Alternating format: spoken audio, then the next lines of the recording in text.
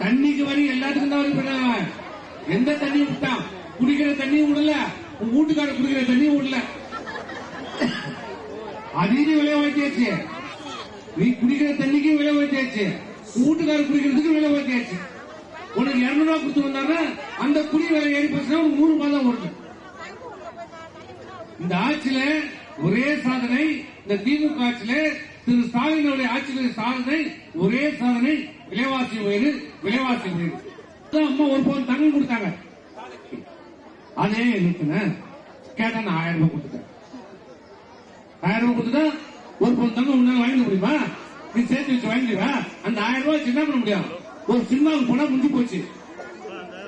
எல்லா படமும் யாரும் ஓட்டுறான்? அவன் உள்ள உதவி வச்சா ஓட்டுறான். 1000 ரூபாய் கொடுத்துட்டு ஒரு பக்கம் சினிமா தேட்டர்ல வசூல் பண்றான், ஒரு பக்கம் டாஸ்மார்க்ல வசூல் பண்றான். என்ன பண்ண முடியும்? இந்த 1000 ரூபாய் வச்சுட்டு கேட்டா நான் 1000 ரூபாய் கொடுத்துட்டேன். ஏண்டா பருப்பு விலை ஏற்படுச்சு 1000 ரூபாய் கொடுத்தேன். ஏண்டா அரிசி விலை ஏற்படுச்சு 1000 ரூபாய் கொடுத்தேன். ஏண்டா கடுகு விலை ஏற்படுச்சு 1000 ரூபாய் கொடுத்தேன். ஏண்டா எண்ணெய் விலை போச்சு 1000 ரூபாய் கொடுத்துட்டேன். ஏண்டா கரண்ட் பில் ஏற்றுட்ட 1000 ரூபாய் கொடுத்துட்டேன். ஏண்டா வீட்டு விலை ஏற்றுட்ட 1000 ரூபாய் கொடுத்துட்டேன். என்ன இதுக்குதான் ஆட்சி ஓட்டு போட்டீங்களா?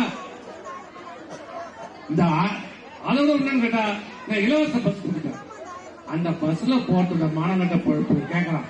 ஓசி தானே வந்த ஓசி தானே போன்றான், கேவலப்படுறான், அசிங்கப்படுறான்.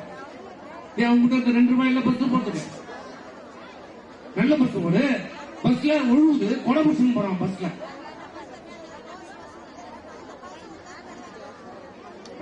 புரிஞ்சுக்கங்க. இந்த ஒரு ஓடுகாலி ஒண்ணு இருக்குது. இந்த ஊர்ல ஒரு எம்எல்ஏ இருக்குது, ஒரு ஓடுகாலி. அது சொல்லுது அப்பா அப்பா அப்பான்னு சொல்ற ஓடுகாலி. சொந்த அப்பனுக்கு சோறு போடல. அவர் சொந்த அப்பா அம்மா மேல கேஸ் போட்டான். சொந்த அப்பா அம்மாவுக்கு சோறு போடாத ஊர்ல வரணும் அப்பாவுக்கு போனா அந்த எம்எல்ஏ சொல்லுது. என்ன பார்த்து சொல்லுது. கண்ணுக்கு சேலை கட்டாவோட பின்னாடி போறவன் யாரு?